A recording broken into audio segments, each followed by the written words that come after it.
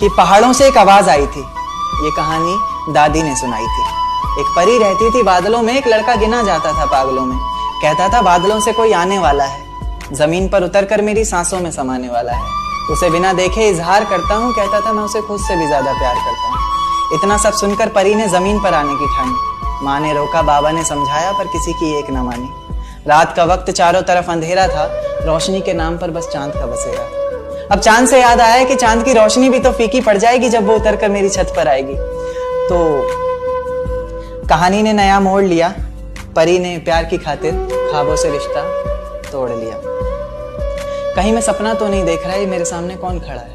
कुछ बोलता क्यों नहीं, इस तरह चुप्पी साधे क्यों मौन खड़ा है? फिर उसने कहा कि माँ बाबा घर बार सब छोड़ दिया मैंने, बहुत ख्वाब सजाए थे, काफी ऊंचा उड़ना था, सब तोड़ दिया मैंने। आज से मेरे किस्मत के ताले की चाबी तुम हो, बेचैन सी मेरी धड़कन की